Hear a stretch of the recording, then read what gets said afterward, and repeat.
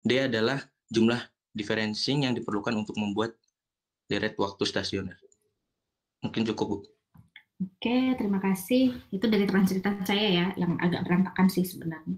Jadi kelambatan ini maksudnya lag-nya. Jadi dia berdasarkan lag. Jadi kita lihat dulu dia lag keberapa sih yang nanti akan dikorelasikan. Kemudian juga dengan karena moving average ya, jadi ada residu atau perbedaan nanti yang menjadi kesalahan dari ramalan sebelumnya yang kemudian ditambahkan ke depan. Itu yang terjadi untuk ARIMA. Kalau dari kelompokmu sendiri ada definisi yang berbeda nggak?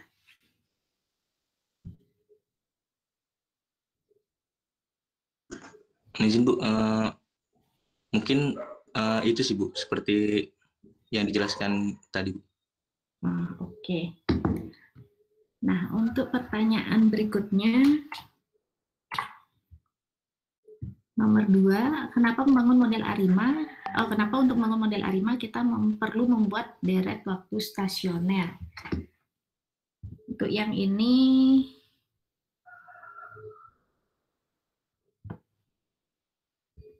saya minta Fiona. Silahkan.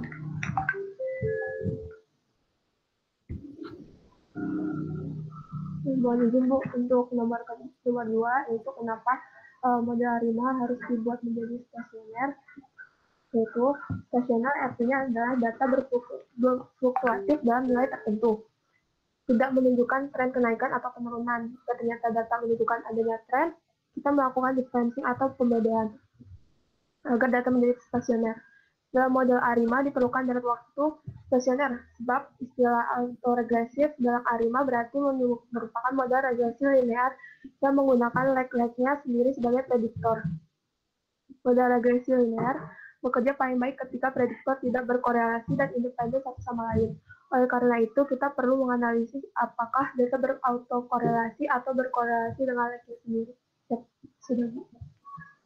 Oke, terima kasih. Nah, karena model ARIMA ini dibuat dengan asumsi bahwa dia tidak berkorelasi dengan event-event yang sebelumnya, gitu. Jadi dalam satu time series itu, rangkaian time series itu tidak berkorelasi terhadap dirinya sendiri, makanya perlu dilakukan ini pengecekan yang pertama apakah ada autokorelasi atau enggak, dan kemudian kita harus melihat apakah dia stasioner atau enggak, gitu. Oke, terima kasih jawabannya. Untuk pertanyaan berikutnya, bagaimana caranya, bentar, baik.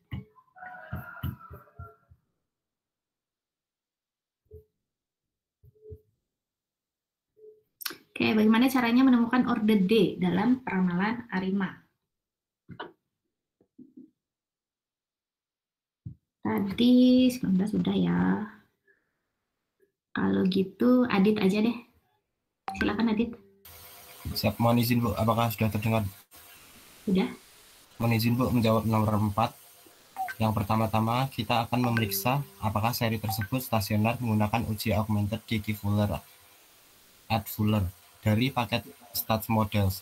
Hal ini diperlukan untuk melakukan differencing jika deret tersebut tidak stasioner. Jika tidak, maka tidak diperlukan perbedaan, yaitu D sama dengan 0.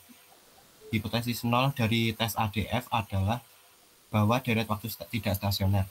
Jadi, jika nilai P dari pengujian tersebut lebih kecil dari tingkat signifikansi bernilai 0,05, maka menolak hipotesis 0 dan menyimpulkan bahwa deret waktu memang stasioner. Jadi dalam kasus jika P value-nya lebih dari 0,05, kita lanjutkan dengan mencari order differencing. Apabila nilai P melebihi 0,05, artinya datanya tidak stasioner. Kita perlu plot autokorelasinya dan melakukan differencing. Deret waktu mencapai stasionaritas dengan 2 order differencing, tetapi melihat plot autokorelasi untuk perbedaan kedua. Lag masuk ke zona negatif jauh dengan cukup cepat, yang menunjukkan seri tersebut mungkin terlalu berbeda. Mungkin cukup. Oke, terima kasih. Nah, untuk menjawab yang ini, kita lihat dulu ya yang di atas grafiknya.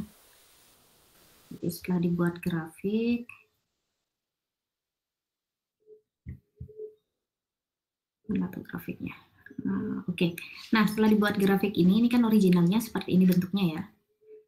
Kemudian ketika dicek autokorelasinya ini teratur sekali, jadi kelihatan sekali kalau dia punya autokorelasi dengan leg satunya, leg 2-nya, leg 3-nya ada gitu loh autokorelasi. Seperti itu. Nah, makanya ketika dilakukan differencing, jadi differencing pertama, kemudian diuji lagi autokorelasinya masih ada autokorelasi, kemudian begitu differencing kedua,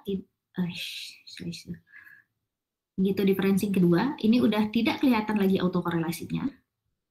Akan tetapi, kalau kita lihat, ini bentuknya yang ini, yang differencing kedua, dengan original seriesnya ini udah jauh banget bedanya gitu. Jadi ketika perbedaan bentuk yang sudah di differencing dengan originalnya terlalu jauh berbeda, kemungkinan besar kita tidak bisa ini, maksudnya ini tidak bagus digunakan untuk peramalan, sehingga diambil yang di tengah meskipun dia masih ada autokorelasi ya sedikit kelihatannya, tapi setidaknya bentuk dari datanya itu tidak terlalu jauh berbeda dengan data originalnya sehingga bisa dipakai ke pertama, jadi differencing yang pertama.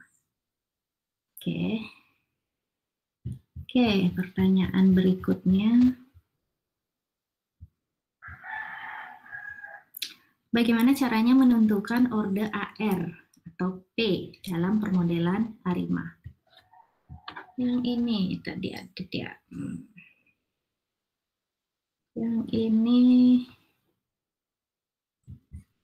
Fatnan ada? Yap, ada Bu. Ya, silahkan. Bu, untuk nomor 5, jadi autokorelasi apapun dalam rangkaian stasionerisasi dapat diperbaiki dengan menambahkan AR term yang cukup. Jadi awalnya kita mengambil urutan AR terbanyak, lag yang melintasi batas signifikansi di plot PACF. Kita dapat mengamati bahwa PACF lag 1 cukup signifikan karena jauh di atas garis signifikansi. Lag 2 ternyata signifikan juga, sedikit berhasil melewati batas signifikansi atau wilayah biru. Tetapi kita akan menjadi konservatif dan sementara menetapkan P sebagai 1. Oke, itu kan kalau grafiknya udah jadi ya. Nah, sebelum grafiknya jadi apa yang harus dilakukan?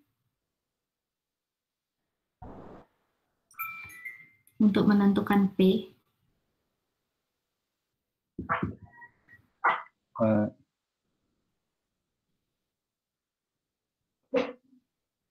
Izin Bu, kita dapat mengetahui jumlah istilah AR yang diperlukan dengan memeriksa plot partial autocorrelation.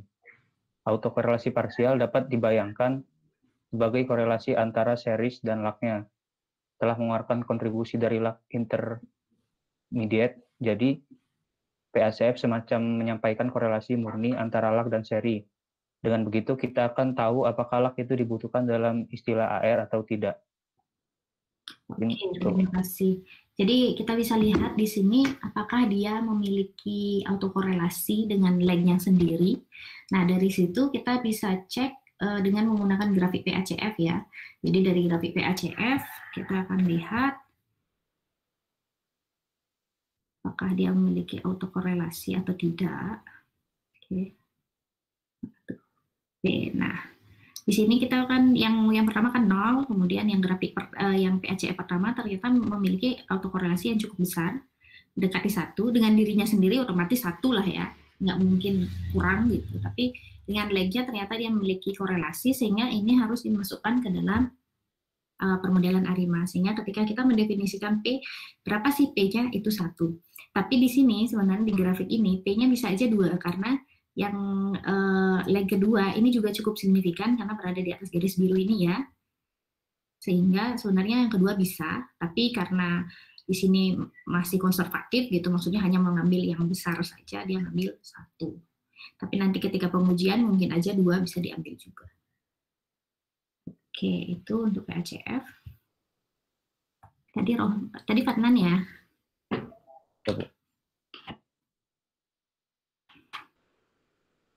Oke, untuk pertanyaan berikutnya. Berikutnya key ya. Kita tentang key. Bagaimana menentukan orde MA atau key dalam permodelan ARIMA. Yang ini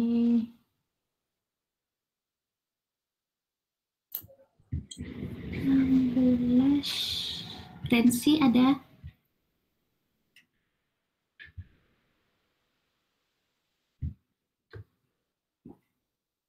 Halo, Rensi ada? Atau gangguan nih?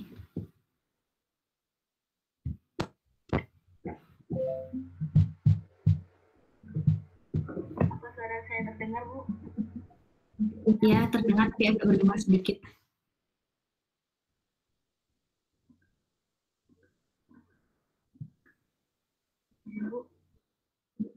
Ya, silakan aja langsung menentukan order MA, di mana caranya di ARIMA.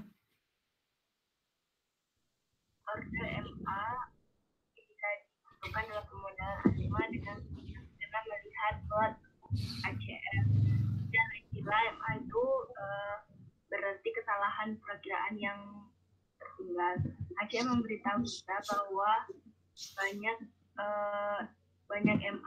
berapa banyak MA yang diperlukan untuk menggunakan autokorelasi apapun dalam deret stasioner. Kita bisa melihat plot autokorelasi dari seri yang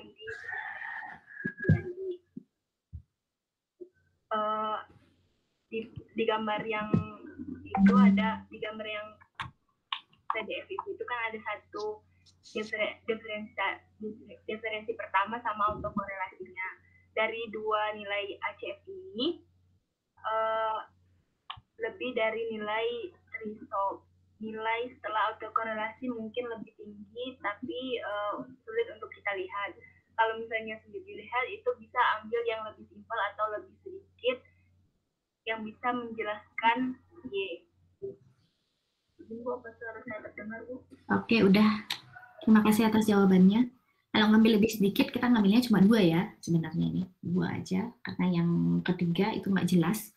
Dia lebih tinggi sedikit daripada nilai yang memiliki shade biru, tapi ternyata susah untuk dilihat, makanya kita ambil yang terlihat saja. Oke, lebih aman ngambil yang lebih kecil sih. Kemudian yang berikutnya, bagaimana menangani time series yang over atau under difference. Jadi yang didiferensiasikan kurang diferensiasiannya atau kelebihan terlalu banyak diferensiasi. Yang ini 77. Yang ini Dilang, silahkan Dilang. Ya, jelas.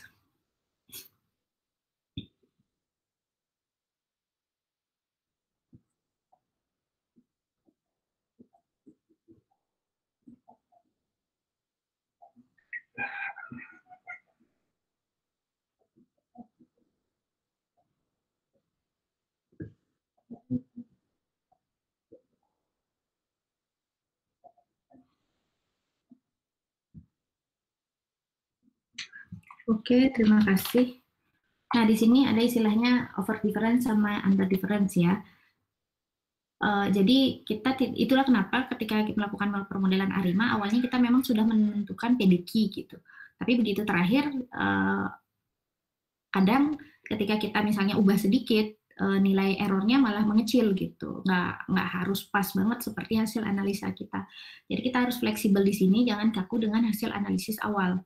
Karena begitu berikutnya, kita harus menguji lagi angka-angka di sekitarnya. Misalnya kita dapat P1, D1, Q2 gitu misalnya, kita bisa uji di sekitarnya mulai dari 0 atau sampai 2 gitu. Oke.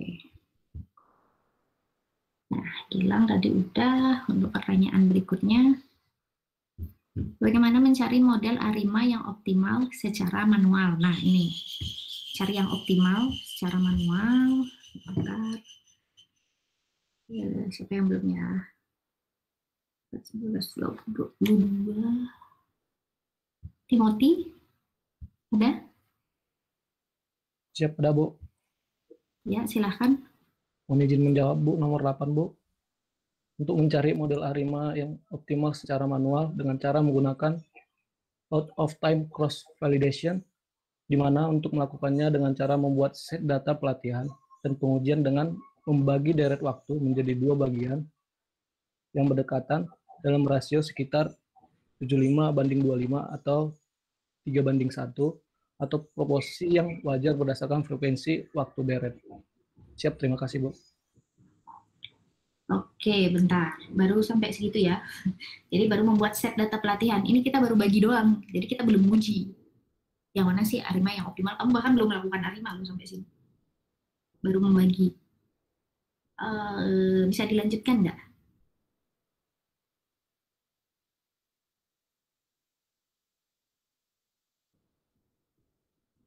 Halo, Timothy? Izin, Bu, lanjutkan. Ya, itu kan kamu baru membagi setnya menjadi yang train sama yang tes, kan? Siap, Bu. Setelah dibagi dengan train dan tes, itu diapain di situ? Karena kamu belum hitung ARIMA di sini.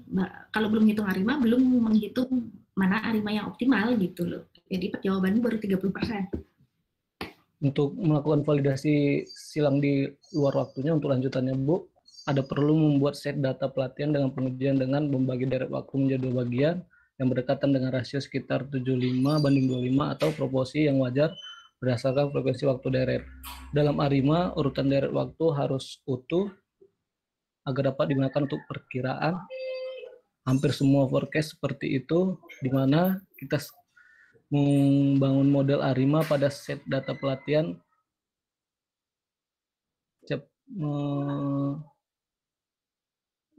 di mana siap, cukup, Bu. Oke.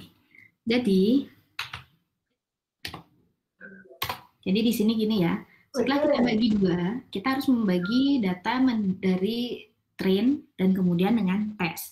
Nah, train dan tes ini sebenarnya tidak harus 3:1 atau 4:1 dan lain sebagainya. Ini tergantung dari yang kita butuhkan.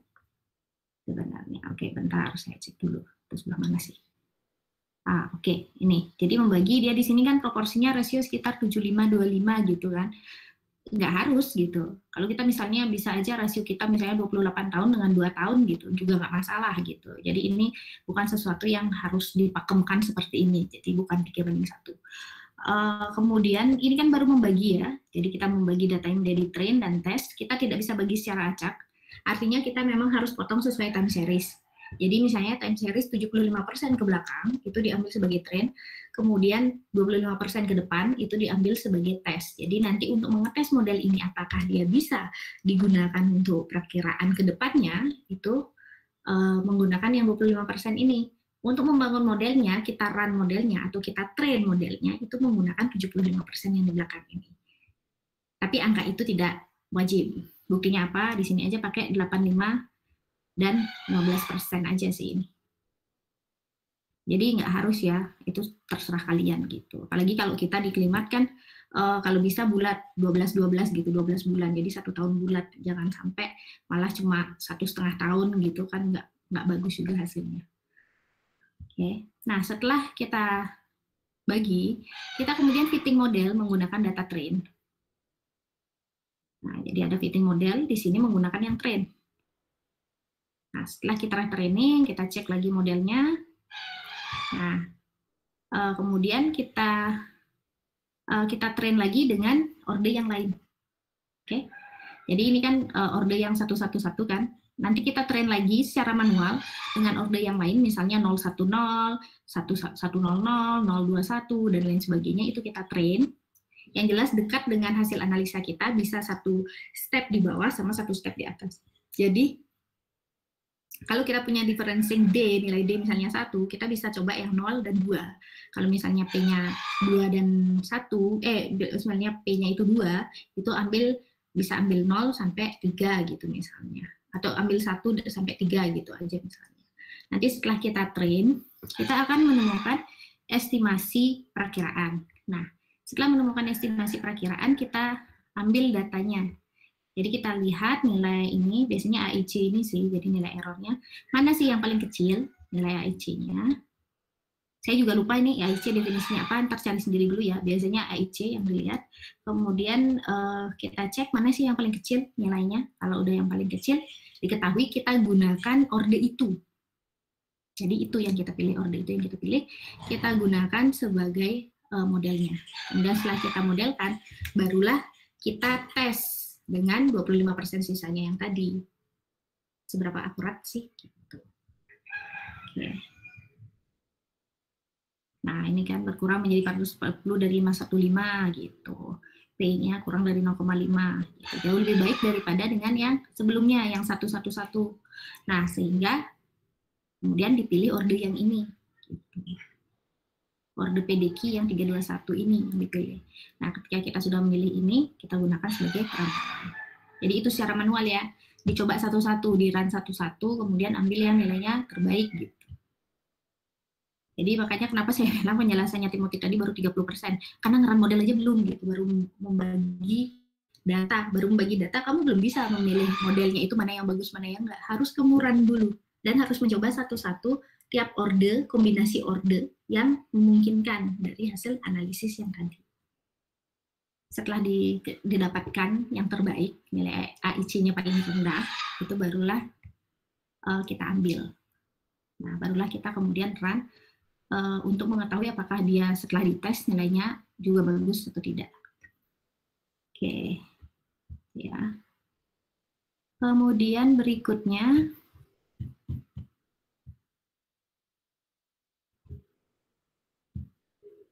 secara manual, sebutkan beberapa metrik akurasi untuk time series forecast. Nah, untuk forecast ada metrik akurasi. Yang ini di luar kelompok aja ya. Saya ambil. Erik ada?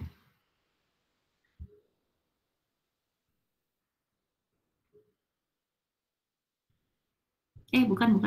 Salah. Ini option satunya. Bentar, nomor 6. Firmansyah, ada? Siap, ada Bu. Ya, coba jelaskan, sebutkan matriks akurasi yang disebutkan di sini. Oke. Izin Bu, izin untuk beberapa metrik akurasi yang umum digunakan untuk menilai perkiraan antara lain. Yang pertama ada mean absolute percentage error atau MAPE. Kemudian yang kedua ada mean error atau MA. Kemudian yang ketiga ada mean absolute error atau MAE.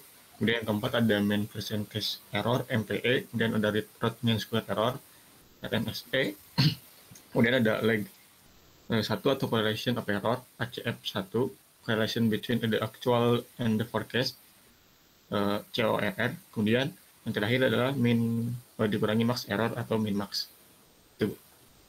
Oke, jadi ada 8 sih yang disebutkan di sini ya. Sebenarnya ada banyak. Kalau di sini dia yang ada yang bilang mengambil yang persentase kesalahan bervariasi antara 0 sampai 1. Ini yang mana ya? Nggak salah ya. MAPE gitu kan. Jadi untuk melihat akurasinya. Kenapa? Karena ini dia mainnya persentase. Jadi kalau main persentase, kalau di data A, persentasenya sekian, di data B persentasenya sekian. Jadi ini udah standar gitu jadinya. Beda kalau misalnya kita ngeran suhu gitu dibanding dengan ngeran curah hujan, pasti RMSE curah hujan itu lebih tinggi. Jadi ketika 2 orang gitu misalnya melakukan ARIMA gitu misalnya, apakah ARIMA suhu dan ARIMA mana sih yang lebih akurat, apakah ARIMA dengan suhu, apakah ARIMA yang diaplikasikan terhadap hujan gitu misalnya. Hanya karena RMSE hujan lebih tinggi dan pasti lebih tinggi kalau kita ngomong masalah perbedaan antara suhu dan hujan, belum tentu dia lebih bagus dibandingkan dengan hasil belum tentu dia lebih jelek dibanding hasil perakiraan dengan temperatur ini. Karena RMSE untuk data yang berbeda itu akan menunjukkan nilai yang berbeda. Jadi kalau misalnya bisa menghitung MAPE di sini, jadi kita kan bisa lihat persentasenya. Jadi kalau melihat persentase ini lebih standar antar 2 variabel yang berbeda gitu.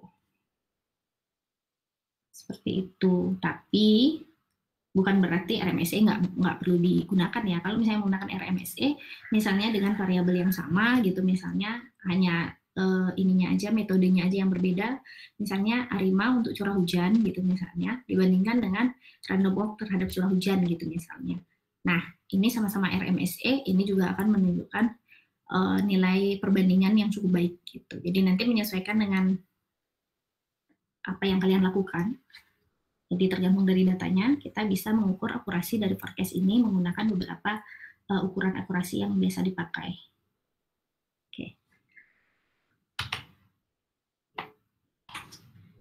Pertanyaan berikutnya, apa beda fungsi AutoArima dengan Arima biasa? 1, 7, 13.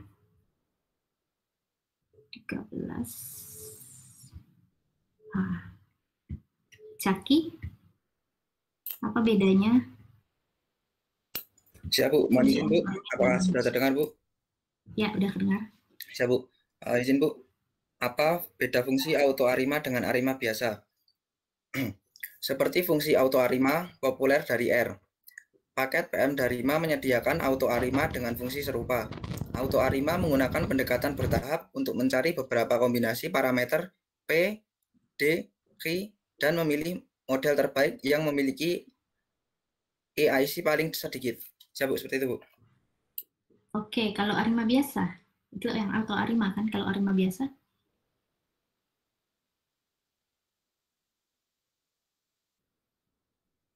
Ya kamu kan nggak bisa bilang bedanya kalau kamu cuma ngomong AutoArima gitu, tapi harus kita lihat dulu perbedaannya Arima biasa seperti apa, AutoArima seperti apa.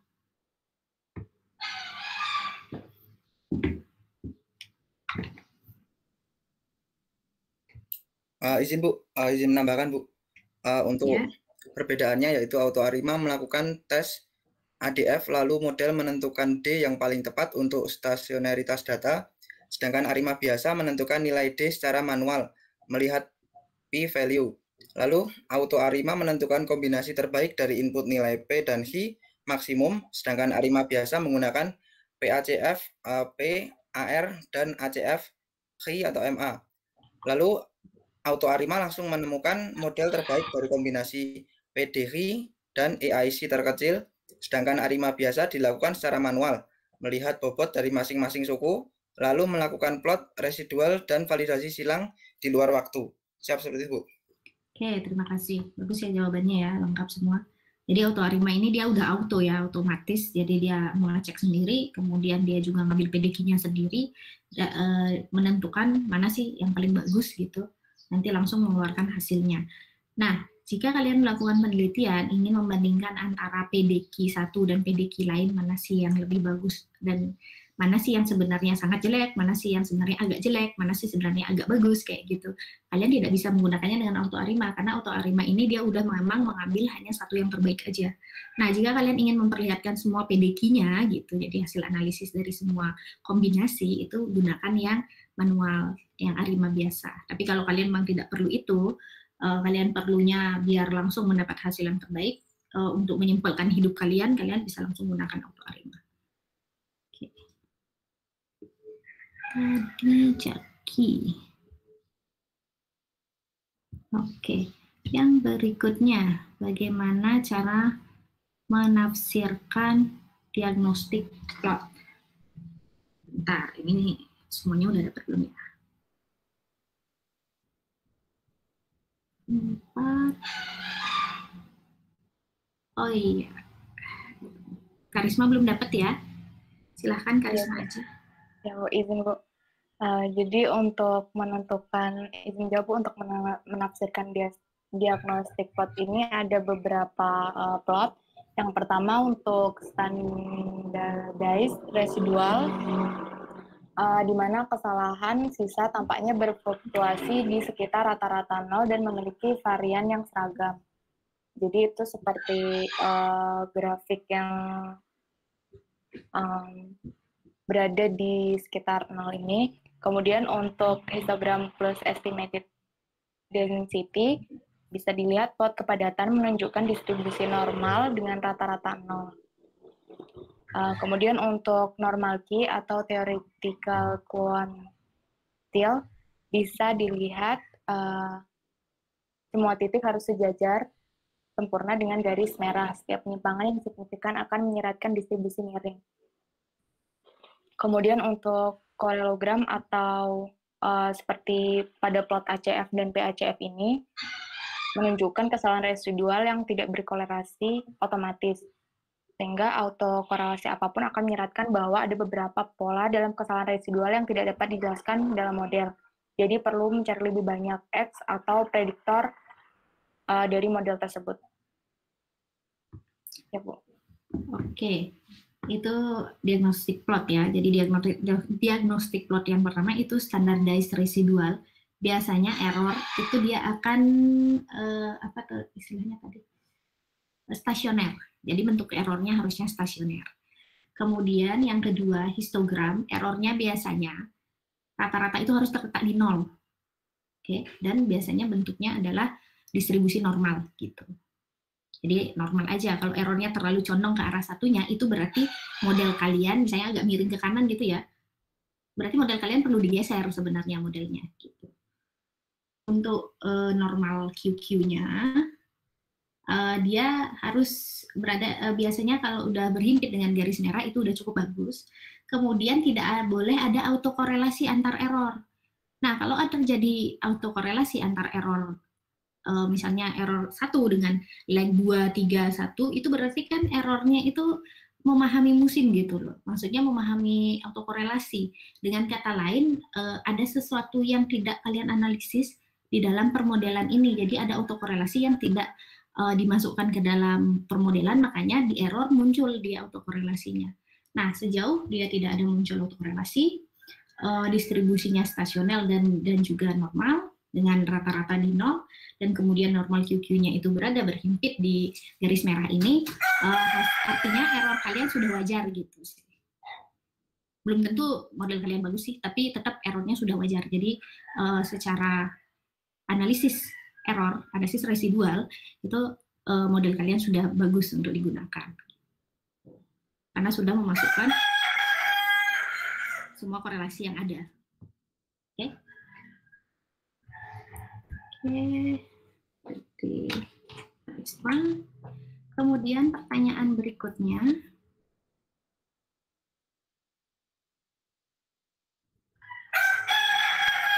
Kapan perlu membangun S-ARIMA dan bukannya ARIMA? Oke. Yang ini ARIMA udah semua belum ya? 1, 7, 13, udah. 19 udah, oke. 4 udah, 10 udah, 16 udah, 22 udah, 25. Oke, Wahyu ini terakhir. Wahyu silahkan. Masalah dalam model ARIMA biasanya adalah tidak mendukung musiman. Jika deret waktu telah menentukan musim, maka pilih SARIMA yang menggunakan perbedaan musim. Diferensi musiman mirip dengan diferensi reguler, tetapi alih-alih mengurangi suku berurutan, dapat mengurangi nilai dari musim sebelumnya. Jadi model yang akan dipresentasikan sebagai SARIMA PDG kali PDG, di mana PDG besar adalah SAR untuk perbedaan musim dan istilah SMA masing-masing, dan X adalah frekuensi dari deret waktu. Jika model memiliki pola musim yang ditentukan dengan baik, D sama dengan 1, dan untuk frekuensi X tertentu. Siap, coba Bu. Oke, terima kasih. Jadi kalau nanti di auto ARIMA-nya seasonal on ya, kayak gitu. Di nilai seasonalnya ada. Nah, permasalahannya di klimat, sekarang kita masuk ke data klimat ya. Kalau data klimat, kita udah pasti tahu ini seasonal. Itu udah pasti. Nggak bisa diapa-apain. Tapi, pada aplikasinya, kita seringkali mengambil nilai seasonalnya di sini. Nah, kita... Bentar ya. Jadi kita rata-rata per bulannya, kemudian kita kurangi nilai seasonalnya untuk melihat residunya doang. Gitu. Atau kita dekomposisi, biasanya kan ada tuh metode dekomposisinya kan. Kita dekomposisi, ambil yang residualnya aja. Yang bagian lainnya kita tidak terlalu kita akan update lagi nanti, jadi dimasukkan nanti. Biasanya seperti itu. Nah, ketika kita udah ngambil seasonal, jadi rata-rata seasonal umumnya kita udah ambil, trennya kita udah ambil, sehingga tersisa residual. Dan ternyata residual ini masih menunjukkan nilai seasonal yang entah kita tidak tahu dari mana gitu. Kadang-kadang ini terjadi, misalnya kita ngambil rata-rata seasonalnya, oke, kita udah ambil, namun ternyata efek kekuatan monsunal masih ada di data residual itu gitu. Nah, kemudian ketika kita cek, ternyata dia memang ada seasonalnya ketika kita grafikkan. Makanya di sini kita gunakan SR5. Nah, untuk gampangnya melihat apakah dia itu perlu SR5 atau enggak, kalian bikin aja arimanya dulu, kemudian cek dengan menggunakan diagnostic plot. Jadi kalau diagnostic plotnya itu masih menunjukkan ada autokorelasi, apalagi autokorelasinya bentuknya jelas-jelas seasonal, itu langsung gunakan SR5 lagi untuk mengecek apakah diagnostic plotnya menghasilkan nilai yang cukup bagus. Gitu. Jadi dicoba yang ARIMA dulu, kemudian kalau diagnostik plotnya kurang bagus dan autokorelasi menghasilkan autokorelasi residualnya menghasilkan bentuk seasonal, kan S-ARIMA. Tapi secara umum kita ambil ARIMA aja karena seasonalnya kan kita ambil ya, jadi kita asumsikan bahwa efek seasonal udah nggak ada di data itu, kemudian masuk ke ARIMA langsung. Seperti itu. Oke. Pertanyaan berikutnya, jelaskan cara memasukkan exogenous variabel ke dalam model ARIMAX. Yang ini rebutan ya, pertanyaan terakhir rebutan. Silahkan masukkan jawabannya ke dalam pesan. Oke, yang udah dapat rebutan kemarin tidak akan dinilai lagi, hanya 5 yang belum pernah dapat rebutan. Dimulai dari sekarang, silahkan. Oke, udah banyak ya.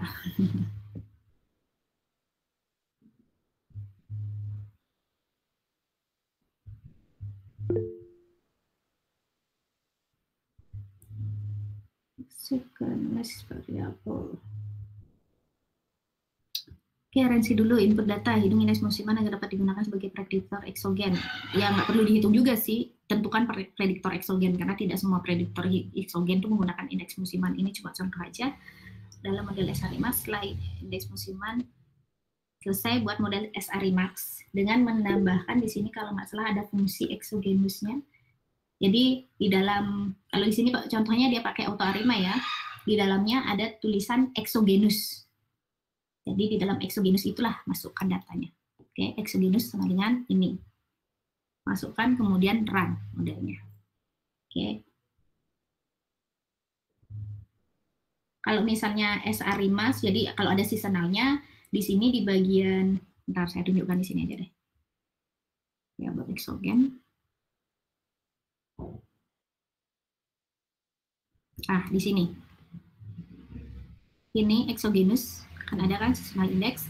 Kemudian kalau misalnya seasonal, nah di sini ada seasonal sama dengan true. Itu jatuhnya SR-IMAX, karena seasonalnya true, dan kemudian ada exogenusnya. Kalau misalnya kita bikin seasonalnya false, ya ada seasonal gitu, atau kita kosongkan aja gitu, delete aja, jatuhnya ARIMAX doang, jadi bukan SR-IMAX. Oke, itu prosesnya ya. Pertama rensi.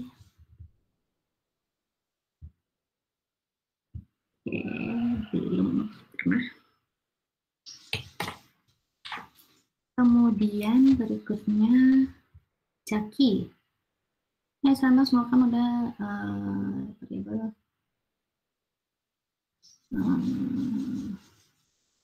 Oke. Masih ikut tahapannya rensi ya, cuma seperti yang saya tambahkan tadi di dalam fungsinya harus dimasukkan fungsi exogenus, kemudian dimasukkan ditentukan apakah seasonalnya true atau false. Kalau ARIMAX doang seasonalnya false aja. Oke, jadi Jaki dapatnya mana nih? Oh ini.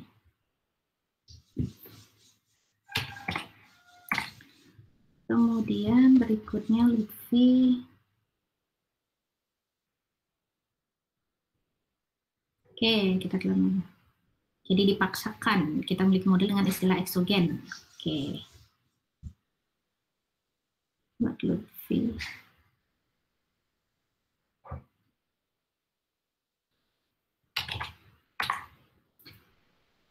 Kemudian yang keempat, prediktor eksogen. Oke. Rehan.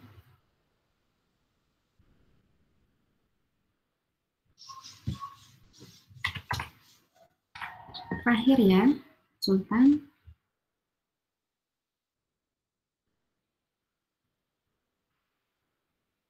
Sultan kayaknya kepotong nih. Jadi kita M gitu. Siap, izin menambahkan. Tadi Jaki juga kepotong ya kayaknya. Oh ya, jadi kita dapat menggunakan ini sebagai template dan titik-titik-titik. Jaki juga kepotong ya. Sultan kepotong. Oh, tinggal 2 itu aja sih, udah 5 orang.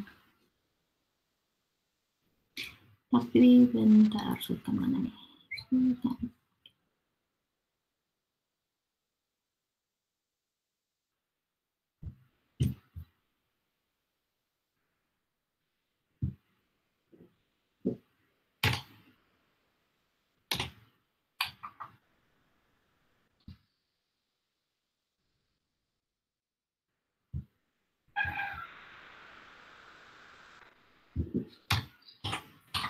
Oke, udah ya.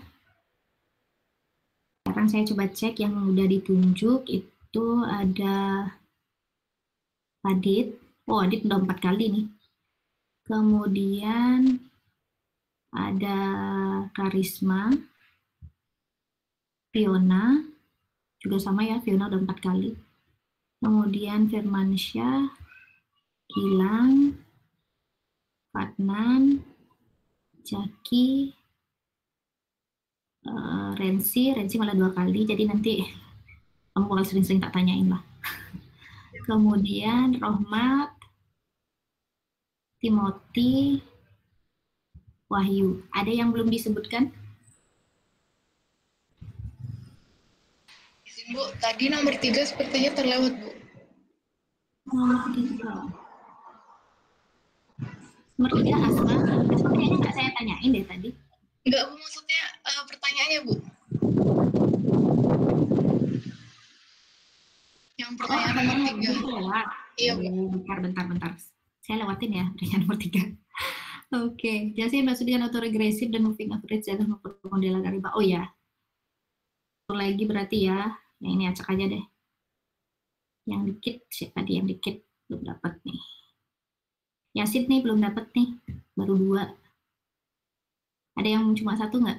Kayaknya nggak ada yang cuma 1 deh.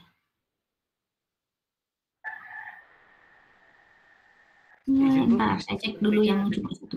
Saya masih 1, Bu. Nomor berapa ya? 21, Bu. 21, oke, Tegar. Oh ya, Tegar baru sekali. Oke, kalau gitu Tegar aja deh. Silahkan. Mohon izin, Bu, jelaskan yang dimaksud dengan autoregresif, AR, dan moving average dalam permodelan ARIMA. Model autoregresif adalah model di mana YT hanya menghitung pada lagnya sendiri. Artinya YT adalah fungsi dari lag YT dengan persamaan YT sama dengan alpha plus B1 YT1 plus B2 YT-2 dan sampai BP YT-P plus E1. Dan YT-1 adalah lag 1 dari data. Beta 1 adalah koefisien dari lag 1 yang diestimasi oleh model, sedangkan nilai alfa adalah nilai intercept-nya.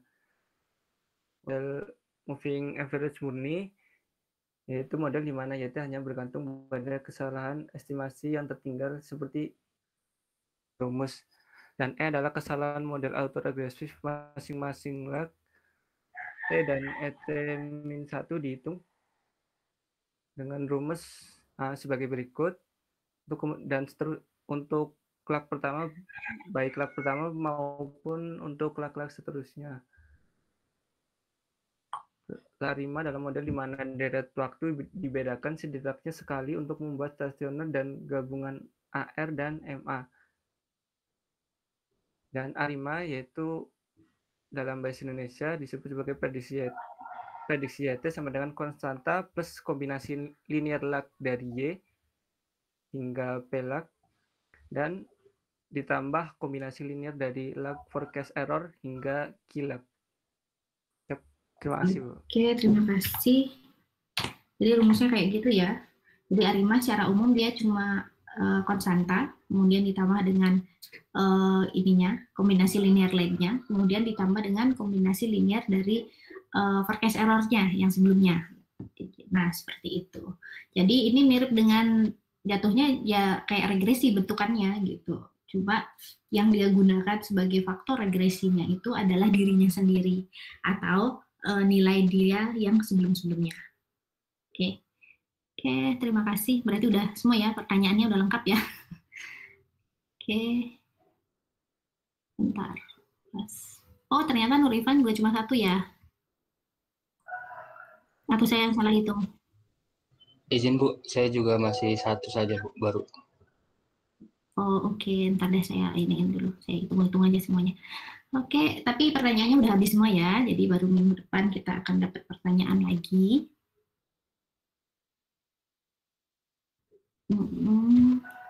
Nah, sampai di sini ada yang mau didiskusikan dulu? Izin Bu. Ya, silakan.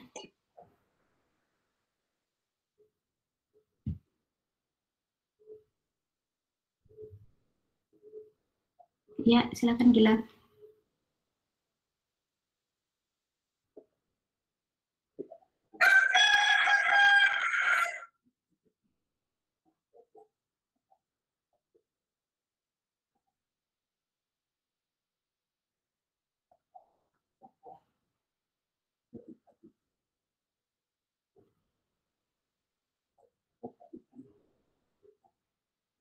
Oh, sebenarnya nggak harus sebenarnya. Itu cuma salah satu solusi aja dari orang statistik. Kalau misalnya gini, kalau statistik kita kan ngomongnya data ini mirip jadi seperti apa gitu, misalnya gitu. Makanya di statistik itu ngomongnya selalu fitting dengan model ini, fitting dengan model itu gitu. Dia selalu mencocokkan bentuk data dengan sebuah bentukan standar. Dia selalu seperti itu. Kalau misalnya stasioner. Nah, under differencing dan under difference sama over difference ini kan terjadi kalau misalnya dia kayak gini ya, yang galau-galau gitu loh bentuknya. Bentar, mana tadi yang paling awal? Oke, ini kan agak-agak galau ya. Ketika misalnya kita differencing, oke, dia jadi agak stasioner bentuknya tapi tidak begitu stasioner. Kemudian yang kedua second order differencing, oh stasioner banget, ini bagus banget ini, pasti stasioner. Tapi kita lihat malah ke sebelakangnya, ternyata ini bentukannya udah jauh banget bedanya dengan data standar, data awal gitu misalnya. Ini yang disebut dengan over differencing. Kemudian yang ini karena masih ada bentukan seperti ini, tidak murni benar-benar stasioner yang bergerak di angka 0 gitu misalnya, tapi dia masih ada naik turunnya. Nah ini agak under differencing, akan tetapi dia mirip dengan original series, jadi ya mending pakai ini aja. Selain itu kita lihat juga autocorrelation-nya juga masih kelihatan bentukannya kan di sini. Harusnya sih kalau misalnya memang dia stasioner banget kayak gini. Jadi meskipun ada nanti nilai P-nya muncul nongol di sini yang melebihi shade biru ini, itu yang biasanya kita ambil gitu, dia tetap aja distribusinya naik turun gini, bukan bentukan murni kayak gini, ada seasonalnya. Oke, nah setelah kita melihat under differencing bentukannya kayak gini, berarti under differencing tadi dibilang apa sih? Under differencing mana ya?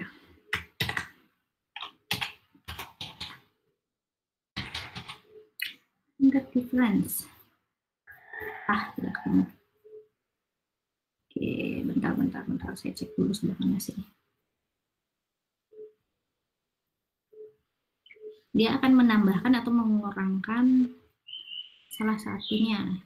Atau ARIMA forecast, kurasi, bukan.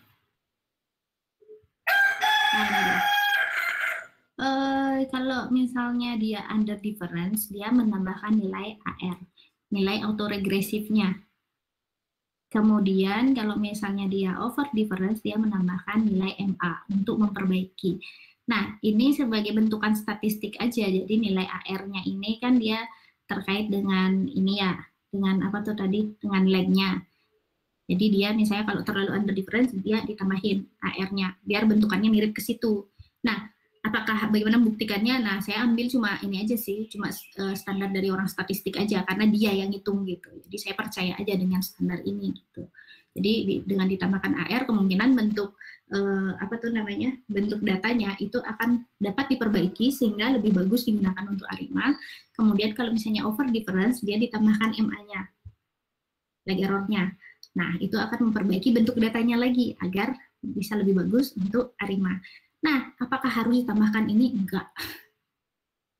Kenapa saya bilang enggak? Karena ketika nanti kamu membangun model ARIMA, kamu bisa ambil kombinasi yang bervariasi di bawah dan di atasnya. Jadi kalau misalnya D-nya 1, kamu ambil variasi 0, 1, 2 gitu. Kemudian P-nya misalnya 1, 0, 1, 2 juga gitu. Nanti setelah ditemukan variasi-variasi ini, ambil nilai AIC yang lebih kecil, nah itu model yang terbaik. Atau paling gampang gunakan aja auto ARIMA. Yang ini bisa diabaikan. Ini cuma informasi tambahan aja. Oke, nggak harus ya, Gilang ya. Jadi kalau kamu misalnya sudah menggunakan pengecekan ini, nanti nanti akan kelihatan sendiri model dengan kombinasi mana sih yang paling bagus. Nah, itulah kenapa saya biasanya variasinya dari hasil analisis yang saya lihat biasanya variasinya 1 di bawahnya atau 1 di atasnya. Nanti begitu kita run, barulah kita bisa lihat, oh ternyata yang ini yang terbaik. Gitu. Jadi kita nggak harus pakem banget karena di sini ada yang over dan under difference ya. Jadi kita nggak perlu kaku banget D itu harus 1 gitu misalnya. Nggak bisa gitu juga, belum tentu. Karena bisa jadi D0 yang malah nilai ARIMA-nya lebih bagus. Gitu. Oke. Gimana Gilang? Oke.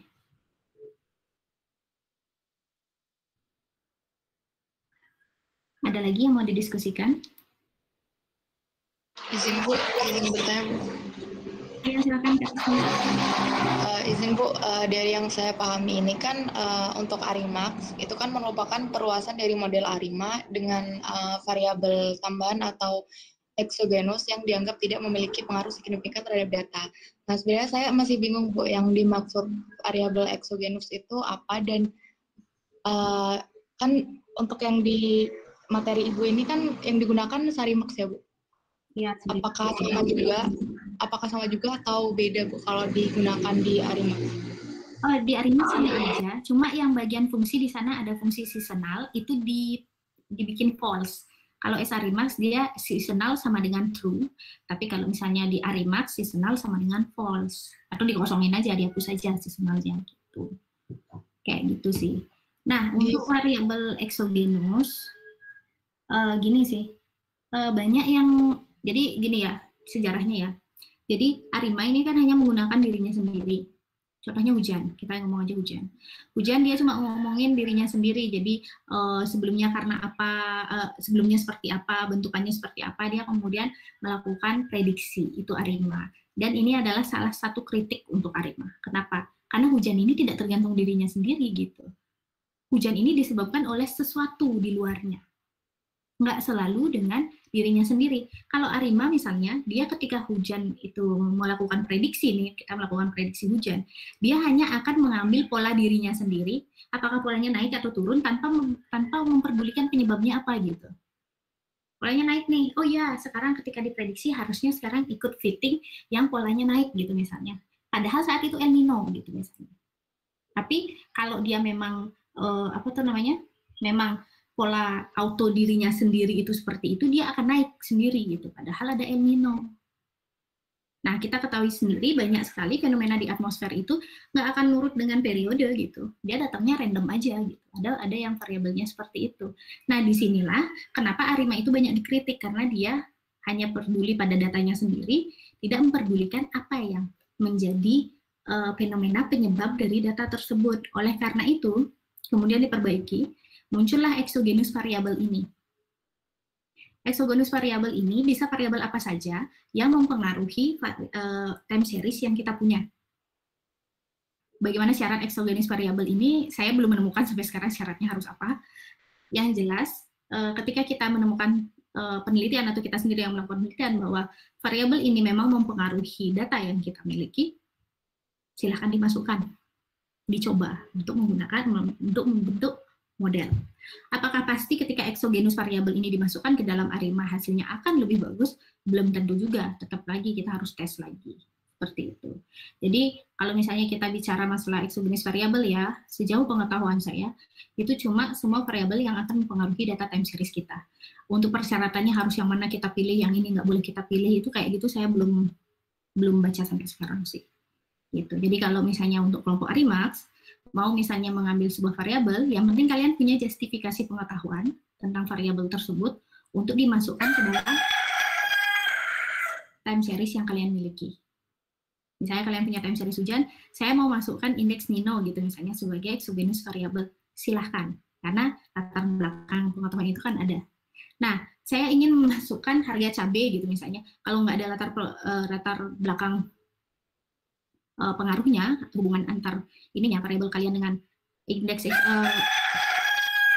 dengan variabel exogenous yang kalian masukkan, sebaiknya jangan gitu. Itu aja sih kalau dari saya. Siap Bu, terima kasih Bu. Oke. Izin Bu. Ya silakan Franci. Masih kelompok ARIMAX tadi, kalau yang exogenous variabelnya itu cuman boleh satu aja ya Bu yang dimasukkan? Boleh cuma satu aja. Karena gini sih, apa tuh namanya?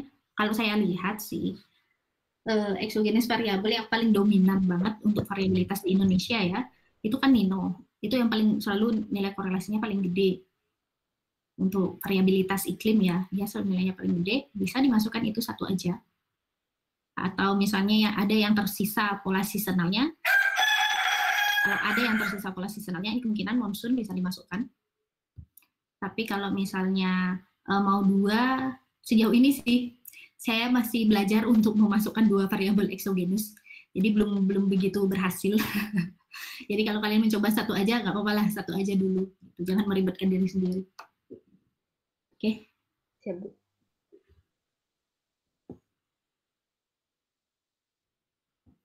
Ada lagi? Nanti dicoba aja ya hitungannya ya, untuk yang ARIMA sama ARIMAX. Yang lain juga, kelompok lain udah bisa langsung mencoba hitungannya. Untuk hari Jumat palingan saya cuma minta ini aja, presentasi indeks lagi, itu doang, sama koreksi untuk indeksnya, dan kemudian mungkin materi baru, itu aja sih. Dan materi barunya ini juga akan didiskusikan ke depan, jadi nggak masalah. Ada lagi yang mau didiskusikan? Kalau nggak ada, kita akan tutup sampai di sini aja, gitu.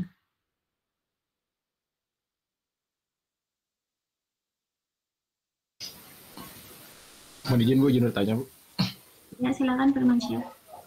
Mohon izin Bu, kan ARIMA juga salah satu metode yang digunakan dalam prediksi kalau nggak saya baca tuh curah hujan di BMKG gitu Bu. Nah, alasan BMKG sendiri menggunakannya dibandingkan metode-metode lainnya itu kenapa ya Bu? Kan banyak itu metode buat prediksi itu di bidang ilmu ini gitu. Gini sih, kalau misalnya di bagian prediksi ya.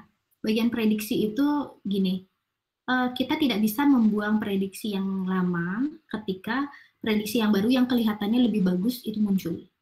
Itu tidak seperti itu kalau prediksi.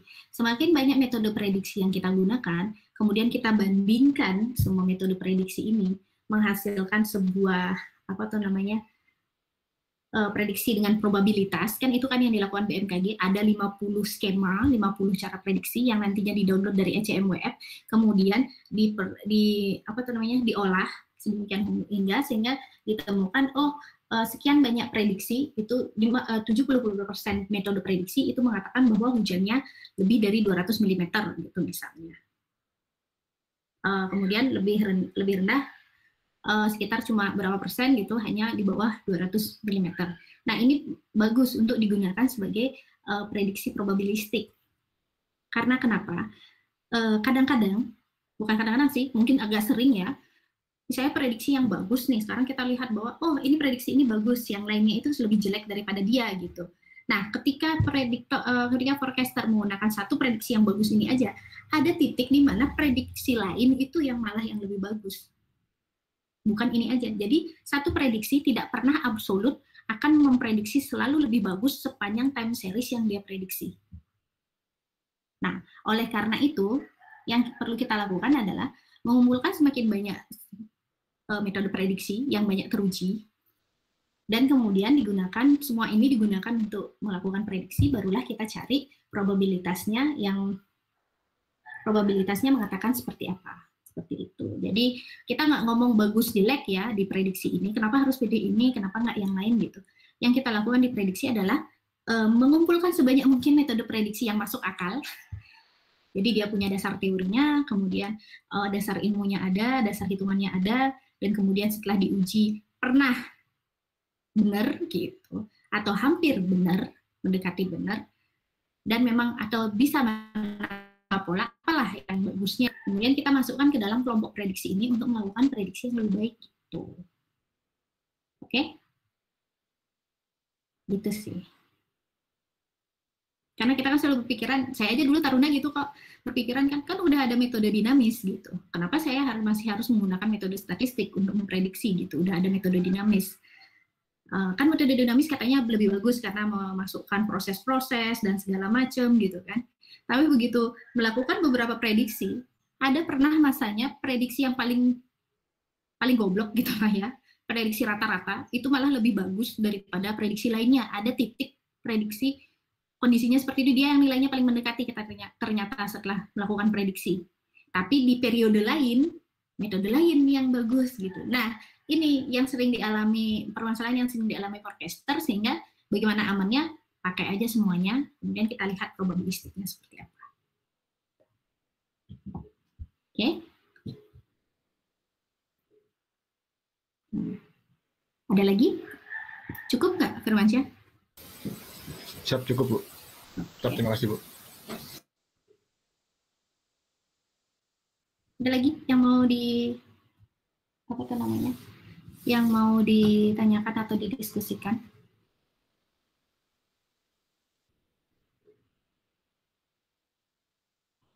Mungkin cukup, Bu. Oke, kayaknya cukup ya. Nah, kuliah kali ini saya tutup sampai di sini aja. Nanti kita ketemu lagi hari Jumat. Oke. Mungkin lebih banyak diskusi lagi kalau misalnya ada yang mau didiskusikan ketika hari Jumat. Terima kasih atas perhatiannya. Selamat sore. Perkuliahan akan saya tutup ya. Oke, silakan kembali ke kegiatan masing-masing. Terima kasih, Bu.